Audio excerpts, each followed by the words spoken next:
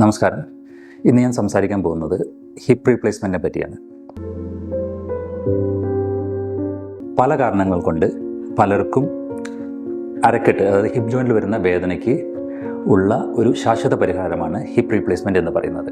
തേയ്മാനത്തിൻ്റെ പല കാരണങ്ങളുണ്ട്. അത് പ്രായാധിക്യം കൊണ്ട് വരുന്ന വെയർ ആൻഡ് ടയർ, അത് തേയ്മാനമായിരിക്കാം. അല്ലെങ്കിൽ ചിലപ്പോൾ വാദസംബന്ധമായ ആർത്രൈറ്റിസ്, റൊമാറ്റോയ്ഡ് ആർത്രൈറ്റിസ്, സന്ധിവാദം പോലെയുള്ള അസുഖങ്ങൾ കൊണ്ട് വരാം. അല്ലെങ്കിൽ പലപ്പോഴും പരിക്ക് കൊണ്ട് വരാം.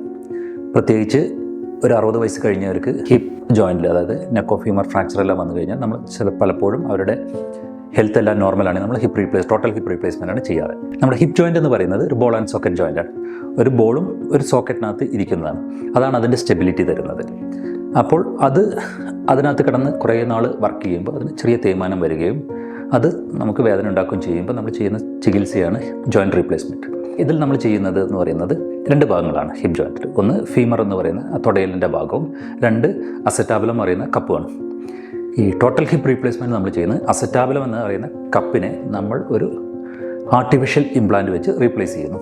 അതുപോലെ തന്നെ നമ്മൾ തൊടയലിൻ്റെ ഭാഗമായ ബോളിനെ നമ്മളൊരു ആർട്ടിഫിഷ്യൽ ഇംപ്ലാന്റ് വെച്ച് മാറ്റിവെക്കുകയും ചെയ്യുന്നു.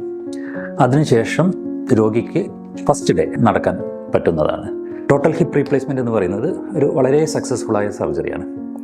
ഇന്ന് നല്ല അഡ്വാൻസ് ടെക്നോളജി, റോബോട്ടിക് സർജറി പോലുള്ള ടെക്നോളജിയും നമുക്ക് കറക്റ്റ് പൊസിഷനിൽ ഫീമറൽ ഇംപ്ലാന്റ് വെക്കാൻ പറ്റുന്നു.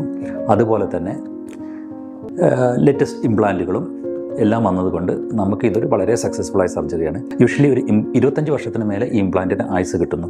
പണ്ടെല്ലാം ഹിപ്പ് റീപ്ലേസ്മെൻറ്റ് എന്ന് പറയുന്നത് ഒരു വയസ്സായവരിൽ ഉണ്ടായിരുന്ന സർജറിയാണ്. ഇപ്പോൾ പലരിലും പല അസുഖങ്ങൾ കാരണം നമ്മൾ 20 വയസ്സുകളും അതിന് താഴെയുള്ളവർക്ക് വരെ പലപ്പോഴും ഹിപ്പ് റീപ്ലേസ്മെൻറ്റ് ചെയ്യാറുണ്ട്.